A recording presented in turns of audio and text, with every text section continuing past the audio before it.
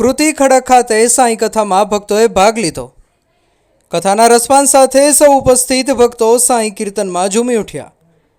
ખેરગામના બહેજ ગામના કૃતિ ખડક ખાતે સાંઈ કથામાં મોટી સંખ્યામાં સાંઈ ભક્તોએ ભાગ લઈ ધન્યતા અનુભવી। ખેરગામ તાલુકાના બહેજ ગામના કૃતિ ખડક ફળિયા ખાતે વાકલવાળા રાજેશ પટેલની 136મી સાંઈ કથાનું આયોજન કરવામાં આવ્યું, જેમાં સાંઈ પાલખી અને પોથી યાત્રા બહેજ અગાશી અને બહુચરા માતાજીના મંદિરથી બરમદેવ મંદિરે કથા સ્થળે પહોંચી।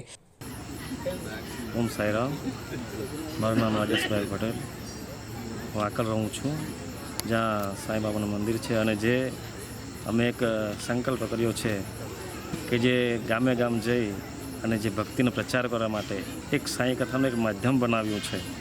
અને જ્યાં પણ મંદિરો હોય, ગામ હોય, ગમે ત્યાં જઈ અને મંદિરમાં પણ એમાં કથા કરી છે, તે પણ વિના મૂલ્યે, કોઈ પાસે કોઈ પૈસો લીધો નથી। અને એવા આજે પણ જે અહીં કથા થઈ રહી છે, 136મી સાંઈ કથા છે મારી।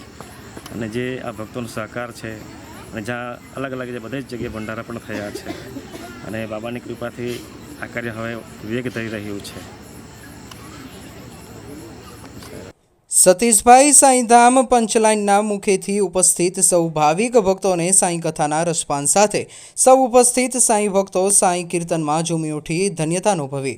સાંઈ કથામાં સાંઈ ભક્તો માટે સાંઈ ભક્ત મંડળ બહેજ કૃતિ ખડક ફળિયા તરફથી મહાપ્રસાદનું ભવ્ય આયોજન કરવામાં આવ્યું।